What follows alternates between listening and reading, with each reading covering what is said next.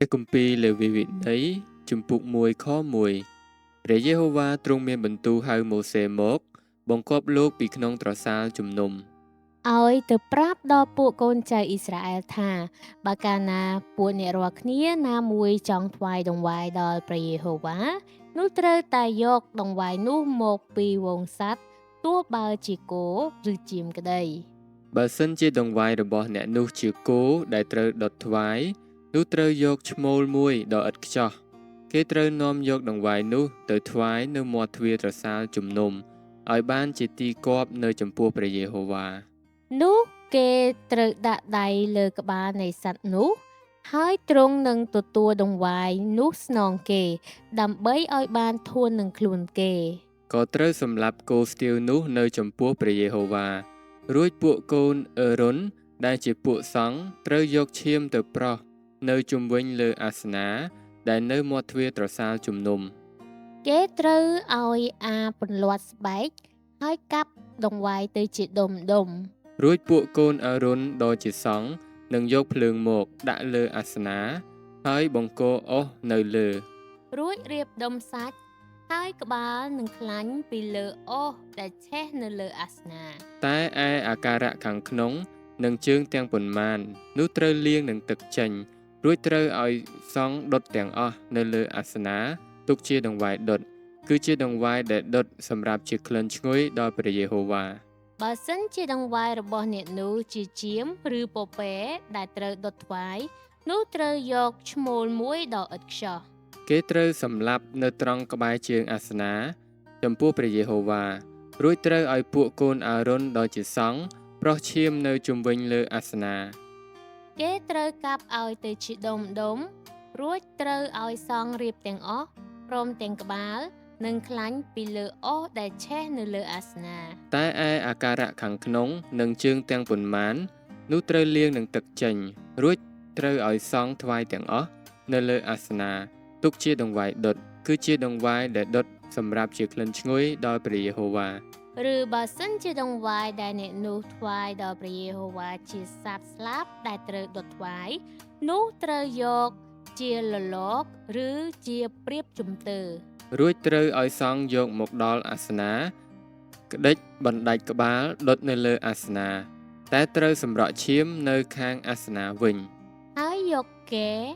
ព្រមទាំងបោចស្លាប់បោះទៅខាងកើតអាសនាត្រង់កន្លែងចាក់ផេះត្រូវពុះចំពាក់កណ្ដាលឲ្យមានចំអេងនៅជាប់ទាំងសងខាងមិនត្រូវផ្ដាច់ចំហៀងចេញពីគ្នាទេរួចត្រូវឲ្យសង់ដុតលើអុសដែលឆេះនៅលើអាសនាទុកជាដង្វាយដុតគឺជាដង្វាយដែលដុតសម្រាប់ជាក្លិនឈ្ងុយដល់ព្រះយេហូវ៉ាជំពូក2ខ1បើអ្នកណាចង់ថ្វាយជាដង្វាយម្សៅដល់ព្រះយេហូវ៉ានោះត្រូវយកម្សៅយ៉ាងម៉ត់ហើយចាក់ប្រេងព្រមទាំងដាក់កំញានផងត្រូវឲ្យយកទៅឯពួកកូនអឺរុនដ៏ជាសង្ឃហើយត្រូវឲ្យសង់យកម្សៅយ៉ាងម៉ត់នោះមួយក្តាប់ជាមួយនឹងប្រេងខ្លះ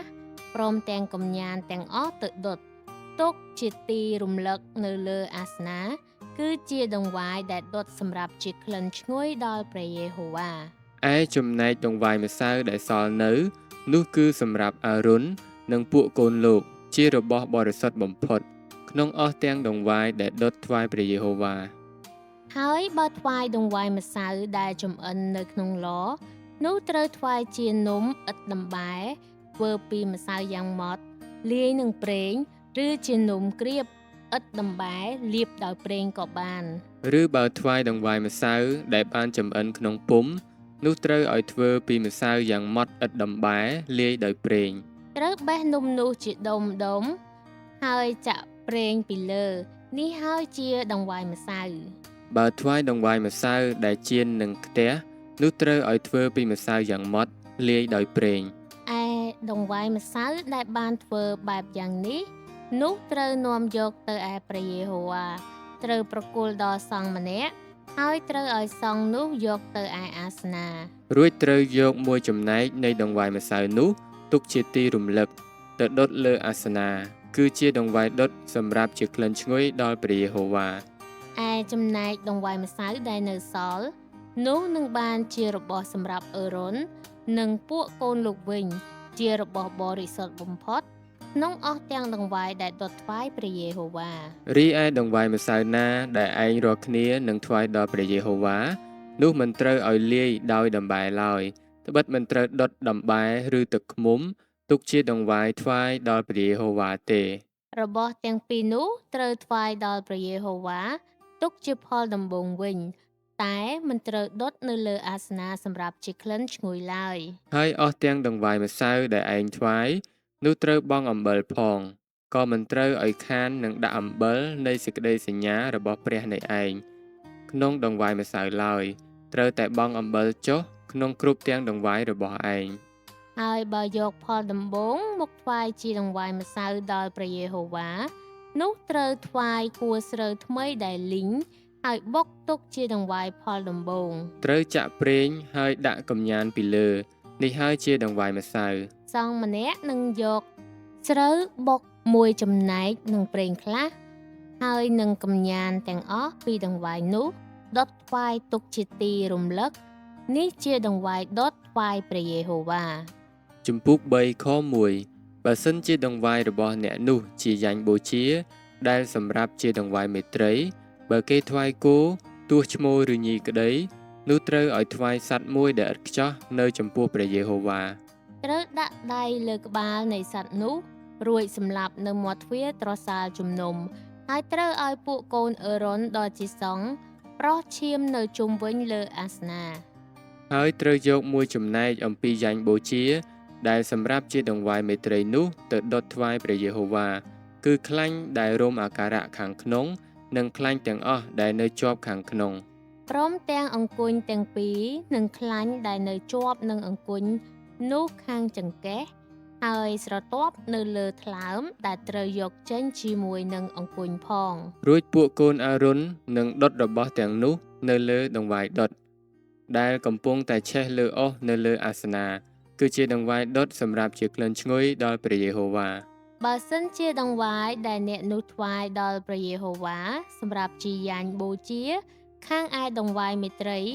បានយកពីវងសត្វតូចវិញទោះឈ្មោលឬញីក្តីនោះត្រូវឲ្យថ្វាយសត្វមួយដែលឥតខ្ចោះ បើគេថ្វាយកូនជៀមនោះត្រូវឲ្យយកមកថ្វាយនៅចំពោះព្រះយេហូវ៉ា ត្រូវឲ្យដាក់ដៃលើក្បាលសត្វនោះរួចសម្លាប់នៅមុខត្រសាជំនុំហើយត្រូវឲ្យពួកកូនអេរ៉ុនប្រោះឈាមនៅជុំវិញលើអាសនា ក៏ត្រូវយកមួយចំណែកអំពីយ៉ាញ់បូជាដែលសម្រាប់ជាដង្វាយមេត្រីនោះទៅដុតថ្វាយដល់ព្រះយេហូវ៉ាគឺខ្លាញ់និងកន្ទុយទាំងមូលដែលត្រូវកាត់ចេញត្រឹមឆ្អឹងខ្នងនិងខ្លាញ់រោមអាការៈខាងក្នុងហើយខ្លាញ់ទាំងអស់ដែលនៅជាប់ខាងក្នុង ព្រមទាំងអង្គញ់ទាំងពីរនិងខ្លាញ់ដែលនៅជាប់នឹងអង្គញ់នោះខាងចង្កេះហើយស្រទាប់នៅលើថ្លើមដែលត្រូវយកចេញជាមួយនឹងអង្គញ់ផង រួចត្រូវឲ្យសង់ដុតរបស់ទាំងនោះនៅលើអាសនានេះហើយជាព្រះស្ញើយនៃដង្វាយដែលដុតថ្វាយព្រះយេហូវ៉ា បើគេថ្វាយពពែ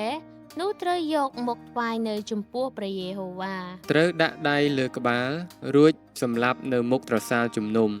ហើយពួកកូនអារុនត្រូវប្រោះឈាមនៅជុំវិញលើអាសនា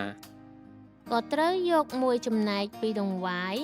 នោះថ្វាយជាដង្វាយដុតដល់ព្រះយេហូវ៉ាគឺខ្លាញ់ដែលរោមអាការៈខាងក្នុងនិងខ្លាញ់ទាំងអស់ដែលនៅជាប់ខាងក្នុង ព្រមទាំងអង្គញ់ទាំងពីរហើយខ្លាញ់ដែលនៅជាប់នឹងអង្គញ់នោះខាងចង្កេះ